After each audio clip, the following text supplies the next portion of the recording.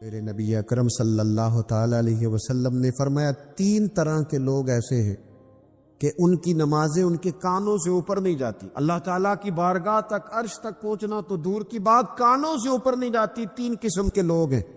فرماتے ہیں ایسی عورت جو اس حال میں رات گزارے کہ اس کا خاوند اس سے ناراض تھا، تو اٹھ کے تہجد پڑھے یا عبادت کرے یا صلاۃ اللیل کرے، اس کی نماز اس کے کانوں سے اوپر نہیں جاتی. اور حضور علیہ السلام فرماتے ہیں ایسا امام کہ جو زبردستی امامت کرائے اور لوگ ان کی امامت کو پسند نہ کرے، ایسے شخص کی نماز بھی اس کے کانوں سے اوپر نہیں جاتی. اپنے اعمال صالحہ کو سنبھالے. میرے رسول کریم صلی اللہ تعالی علیہ وسلم نے کچھ چیزوں سے پناہ مانگی ہے. خود حضور نے، خود نبی پاک صلی اللہ علیہ وسلم، رسول کریم علیہ السلام نے پناہ مانگی. حضور فرمانے لگے اے اللہ مجھے کنجوسی سے، بخیلی سے پناہ عطا فرما. اور حضور نے باقاعدہ پناہ مانگی ہے کہ اے اللہ مجھے ارذل العمر ہونے سے پناہ میں رکھ. جب عمر اتنی زیادہ ہو جائے کہ وجود کے حصے کام کرنا چھوڑ جائیں، اس سے پناہ مانگی. اور خود میرے نبی پاک علیہ السلام نے قبر کے عذاب سے پناہ مانگی. یہ تعلیم امت کے لیے کہ تم بھی پناہ مانگو عذاب قبر سے. قبر کا عذاب برحق ہے. قبر کے لیے تیاری کر کے رکھنا، اپنی قبر کو یاد رکھنا، مر جانے کو یاد رکھنا. حضرت سعد بن معاذ رضی اللہ تعالیٰ عنہ کا جب جنازہ تھا تو صحابہ کرام فرماتے ہیں حضور نے نماز جنازہ کی امامت فرمائی تو قبر کے تیار ہونے میں کچھ دیر تھی. تو رسول کریم صلی اللہ علیہ وسلم زمین پر بیٹھ گئے اور ایک لکڑی سے حضور زمین کریدنے لگے. لکڑی سے ہم وہ انتظار تھے کہ اللہ کے رسول صلی اللہ علیہ وسلم سر مبارک اٹھائیں، ہمیں کو نصیحت کرے. فرماتے حضور نے سر اقدس اٹھایا تو حضور کی آنکھوں میں آنسو تھے اور رو کے حضور فرمانے لگے، رو کے کہ اس قبر کے عذاب سے رب کی پناہ مانگو اور اس کے لیے تیاری کر لو، یہ بڑا سخت دن ہے. رو کے حضور نے فرمایا، رو کے. آج تو لوگ مذاق بناتے، آج لوگ مذاق اڑاتے. کچھ فقیر صوفی درویش کہلانے والے بھی وہ کہتے ہیں جو مولوی بتا رہے ہیں نا قبر میں بچھو ہوں گے، سانپ ہوں گے، یہ تو مولوی اپنی قبر بتا رہا ہے، تمہارا اس سے کیا لینا دینا ہے. خدا سے ڈریں. وہ چیزیں جو احادیث مبارکہ میں آ گئیں جس سے نبی پاک نے ہمیں سمجھایا، آپ اس تنبیہ کو، اس نصیحت کو آپ اس رنگ میں لیں گے کہ مذاق بنایا جائے گا دین کا، بجائے اس کے کہ اس سے ڈرا جائے، بجائے اس سے. حضرت سیدنا براء بن عازب رضی اللہ تعالیٰ عنہ ارشاد فرماتے ہیں کہ میں نے نبی پاک صلی اللہ تعالیٰ علیہ وآلہ وسلم سے خود اس بات کو سنا ہے. خود رسول کریم صلی اللہ علیہ وسلم نے فرمایا. حضرت زید بن ثابت رضی اللہ تعالیٰ عنہ بھی اس بات کے راوی ہیں. فرماتے ہم جا رہے تھے تو 5-6 قبریں تھیں، تو حضور نے فرمایا کن کی قبریں؟ ہم نے عرض کی یا رسول اللہ صلی اللہ علیہ وسلم یہ کافروں کی قبریں. یہ صحیح مسلم میں حدیث موجود ہے، کفار کی قبریں. تو اللہ کے رسول صلی اللہ علیہ وسلم فرمانے لگے، ذرا حدیث کے لفظوں پہ غور کرنا. حضور فرمانے لگے اگر مجھے ڈر نہ ہوتا کہ تم اپنے مردوں کو دفن کرنا چھوڑ دو گے، اگر مجھے اس بات کا ڈر نہ ہوتا کہ تم اپنے لوگوں کو، مرنے والوں کو قبروں میں دفن کرنا چھوڑ دو گے، اگر یہ مجھے ڈر نہ ہوتا تو میں تمہیں سناتا کہ قبر کے اندر کس طرح عذاب ہوتا ہے. تمہیں دنیا میں رہ کے میں سناتا، پر ڈر ہے کہ کہیں تم اپنے مرنے والوں کو قبروں میں دفن کرنا چھوڑ ہی نہ دو، اس لیے میں تمہیں یہ بات نہیں بتاتا. اور میرے رسول کریم صلی اللہ تعالی علیہ وآلہ وسلم نے پھر ارشاد فرمایا، اپنے غلاموں کی طرف نظر فرمائی، یہ بات کہہ کے کہ اگر مجھے ڈر نہ ہوتا کہ تم دفن کرنا چھوڑ دو گے تو تمہیں میں سنا دیتا کہ قبر میں کیا عذاب ہوتا ہے. پھر حضور نے صحابہ سے فرمایا چلو بھائی دوزخ کے عذاب سے اللہ کی پناہ مانگو. تو سب کہنے لگے ہم دوزخ کے عذاب سے اللہ کی پناہ مانگتے ہیں۔ پھر نبی پاک صلی اللہ تعالی علیہ وسلم نے ارشاد فرمایا تم سب کہو کہ ہم قبر کے عذاب سے اللہ کی پناہ مانگتے ہیں۔ تو صحابہ نے کہا ہم قبر کے عذاب سے اللہ کی پناہ مانگتے ہیں۔ پھر میرے رسول پاک علیہ الصلوۃ والسلام نے فرمایا تم کہو، سارے یہ کہو کہ ہم ظاہری اور باطنی فتنوں سے اللہ کی پناہ مانگتے۔ تو صحابہ نے کہا کہ ہم ظاہری اور باطنی فتنوں سے اللہ کی پناہ مانگتے ہیں۔ پھر میرے محبوب علیہ السلام نے فرمایا تم کہو کہ ہم دجال کے فتنے سے اللہ کی پناہ مانگتے ہیں۔ تو صحابہ کرام نے کہا کہ اے اللہ ہم دجال کے فتنے سے تیری پناہ میں آتے۔ نبی پاک علیہ السلام نے یہ الفاظ کہہ کے یہ بات بتلا کے ہمیں سمجھا دیا، ہمیں قائل فرمایا محبوب نے۔ یاد رکھنا، اس بات کو اچھی طرح سمجھ لینا کہ اگر مجھے ڈر نہ ہوتا کہ تم اپنے مردوں کو دفن کرنا چھوڑ دو گے تو تمہیں بتلا دیتا کہ قبر میں کتنا سخت عذاب ہوتا ہے۔ اپنے معاملات پر غور کریں۔ ہمارا وہ کسی شاعر نے کہا تھا کہ مرنے کے بعد مجھ کو 2 گز زمین جو ملی تو دیکھو بعد مرنے کے ہی ہم جاگیردار ہو گئے۔ تو اصل تو جاگیر وہی ہے اور طے ہے۔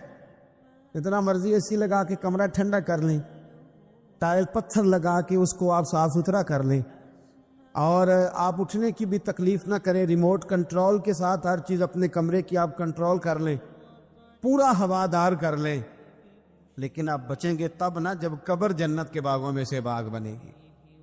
اگر وہ جنت کے باغوں میں سے باغ نہیں بنتی تو پھر فائدہ نہیں ہے۔ میرے رسول کریم صلی اللہ تعالی علیہ وآلہ وسلم کے پیارے صحابی حضرت عثمان غنی رضی اللہ تعالیٰ عنہ فرماتے ہیں، یہ سنن ابو داؤد شریف کی حدیث ہے کہ حضور نے فرمایا جب میت کو دفن کر کے فارغ ہو جاؤ تو اس کی قبر پر کھڑے رہو۔ خود حضور بھی قبر پر کھڑے رہتے دفن کرنے کے بعد اور فرماتے اس کے ثابت قدم رہنے کی دعا کرو، اس لیے کہ اب اس سے سوال و جواب ہوں گے، اب فرشتے اس کی قبر میں آئیں، اب اس سے پوچھیں گے، اب اس کے ساتھ وہ امتحان ہوگا، تو اس کے لیے دعا کرو، قبر پہ کھڑے ہو کے دعا مانگو۔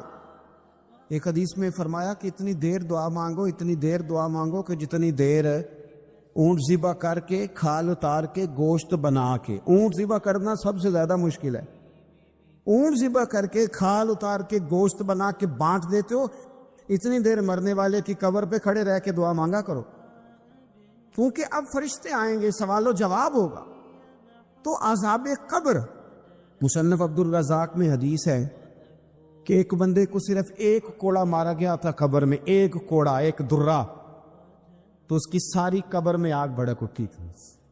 تو پوچھتا ہے کہ یہ 1 کوڑا مجھے کیوں مارا گیا؟ تو انہوں نے کہا کہ وجہ تو یہ تھی کہ تو پاکی پلیدی کا خیال نہیں کرتا تھا، اور دوسری وجہ یہ تھی کہ ایک دفعہ ایک مظلوم نے تجھ سے کہا تھا میری مدد کر، اور تو مدد کرنے پہ قادر تھا، تیرے اندر ہمت تھی، اور تو اس کی مدد کے لیے تیار نہیں ہوا۔ وہ ہمارا مشہور فکر ہے نا کہ سانو کی لگے، پرائی لڑائی پرائی آگنو اسی گھر کیوں لے آئیے۔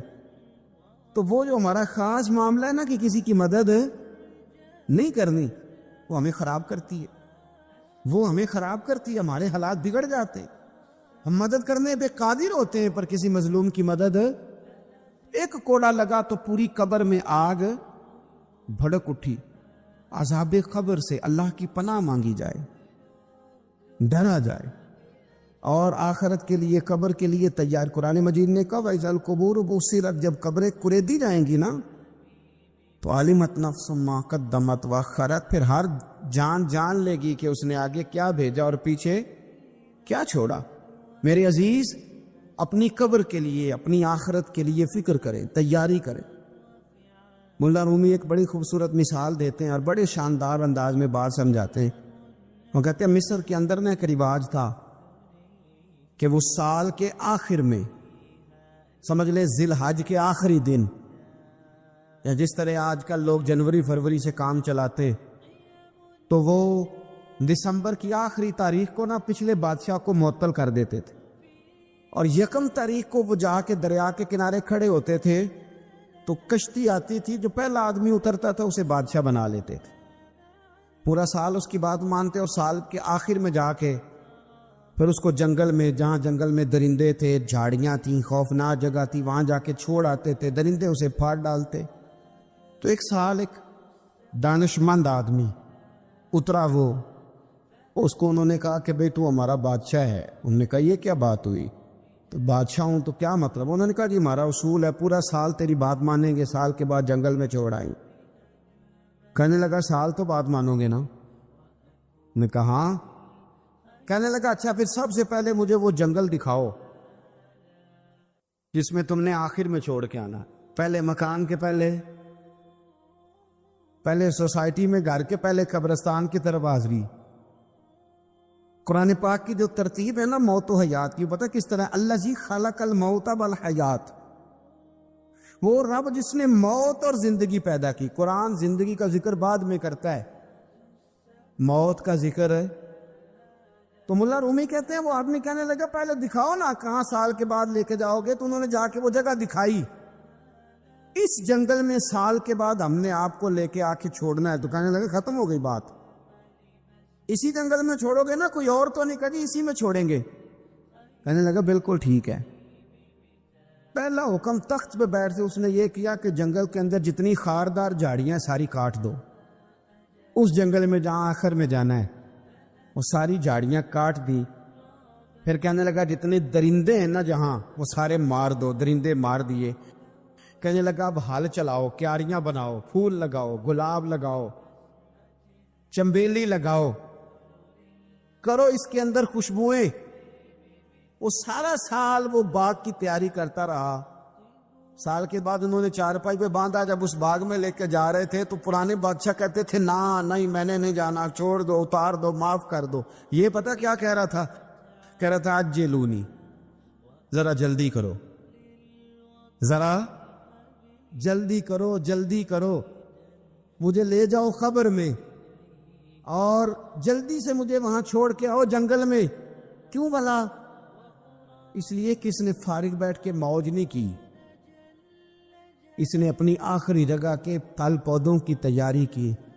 او میرے بھائی، ہمارے پاس پیسہ آتا ہے تو گاڑی نہیں آتی ہے، اگر تھوڑا پیسہ زیادہ بڑھ گیا تو چلو وہاں بھی پلاٹ لے لو۔ کوئی بندہ بھی اپنی آخرت کے لیے، قبر حشر کے لیے سوچنے کو تیار ہے؟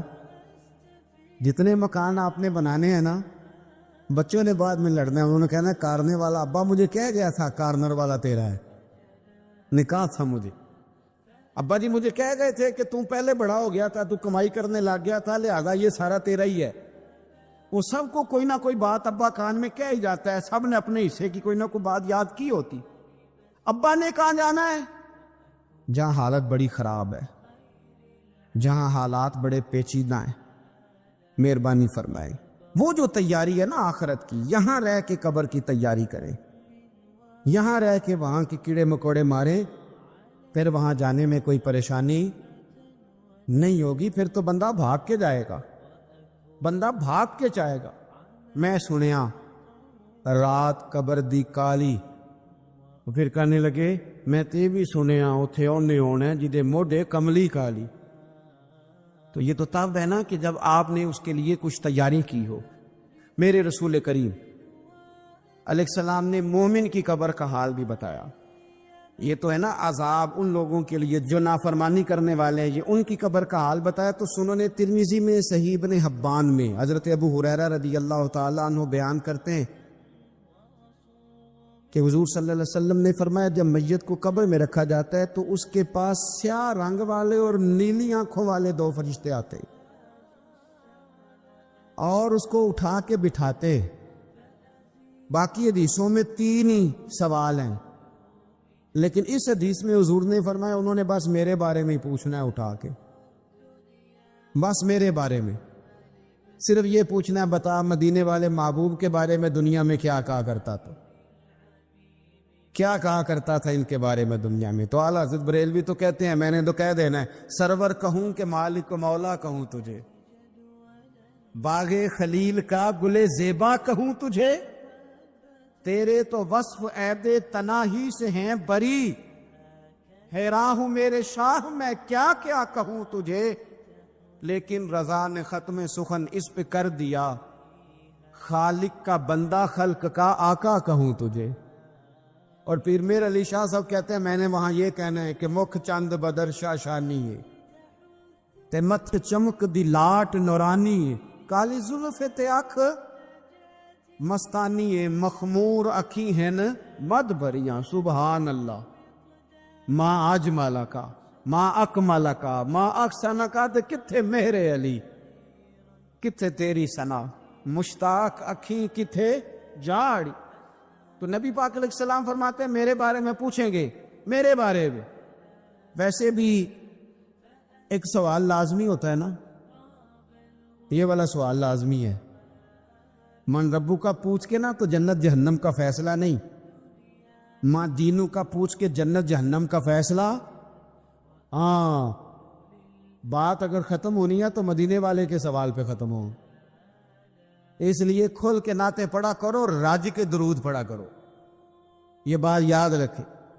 یہ فیصلہ حضور کی ذات پہ ختم ہونا ہے۔ میرے نا وہ شکایتیں کرتے ہیں نا لوگ آ کے، تو ایک بچی کو ہمارے ہاں داخل کرانے کے لیے ایک صاحب لے کے آئے، تو کہنے لگے بڑا عرصہ اسے فلانے مدرسے میں داخل کرایا، سوائے نعتوں کے کچھ بھی نہیں سیکھا اس نے۔ تو میں انہوں آخیا چاچا جی جڑی اصل کام سی وہ تو سیکھ گئی نا تہاڈی بچی، قرآن و سنت بھی حضور کی نعت ہی ہے، لیکن آپ کو پتہ ہے کہ بات ختم مدینے والے کی نعت پہ ہی ہوتی ہے۔ حضور کا پیار اصل ہے، تو حضور فرماتے ہیں میرے بارے میں پوچھا جائے گا، وہ کہے گا کہ ان کے بارے میں کیا پوچھتے ہو، اشہد ان لا الہ الا اللہ واشہد ان محمدن عبدہ ورسولہ۔ تو فرماتے ہیں پھر اسے نا ایک طرف کھڑکی کھولی جائے گی تو جہنم کا دروازہ دکھایا جائے گا، اور اسے کہا جائے گا اگر تو سوالوں کے صحیح جواب نہ دیتا تو دوزخ میں جاتا، لیکن اب تو نے صحیح جواب دیے ہیں۔ تو حضور فرماتے ہیں اس کی قبر 70 گز چوڑی اور 70 گز لمبی کر دی جائے گی۔ کتنی جی؟ مسجد میں اسی والے حال میں جگہ مل جائے تو بندہ بڑا سکھی رہتا ہے، اور صبح جائے بینک اور پہلی لائن میں موقع مل جائے تو بندہ بڑا سکھی رہتا ہے کہ میرا جاتے ہی کام ہو گیا۔ او خدا کے بندے، قبر بندے کی قبر، مکان اچھی سوسائٹی میں اچھا خستہ اور سستا مل جائے تو بندہ کہتا ہے کہ سودا بڑا بارے دا لب گیا، بھائی بڑا کمال ہو گیا، مزہ نہیں آ گیا۔ قبر 70 گز لمبی اور 70 گز چوڑی، اور یہ ترمذی شریف پڑھ رہا ہوں، بڑی مزیدار حدیث۔ نبی پاک صلی اللہ علیہ وسلم فرمانے لگے پھر اس کی قبر کو نور سے بھر دیا جائے گا۔ حضور کو پہچان گیا نا، قبر نور سے بھر دی گئی، اور جب 70 گز لمبی کر دی گئی تو بڑے پیارے لفظ ہیں حدیث کے۔ حضور فرماتے ہیں وہ بندہ پھر فرشتوں سے ایک بات کہے گا، عربی میں بھی ہے اردو میں بھی ہے، پر میرا دل کرتا ہے پنجابی میں بتاؤں۔ وہ نا فرشتوں سے وہ بندہ کہتا ہے جب قبر ہو گئی نا 70 گز لمبی 70 گز چوڑی اور نور سے بھر گئی، قربان جائیں، حضور فرماتے ہیں وہ مردہ وہ جو قبر میں پہنچا ہے، جب اس کی قبر کو یہ شان ملتی ہے تو فرشتوں سے پتہ کیا کہتا ہے؟ کہتا ہے میں گھر نہ دسا ہوا جا کے، یہ ذرا گھر نہ بتاؤں دوڑ کے، یہ ذرا میں اپنے گھر بتاؤں بھاگ کے کہ اللہ نے بڑی خیر کر دی، اپنی اماں نو دسا وا، اپنی اماں نو میں بچوں کو بتا کے آؤں کہ موج بن گئی ہے، میں ذرا میں بتاؤں اپنی بیوی کو، بتاؤں اپنے بہن بھائیوں کو، میں کار نہ دسا وا۔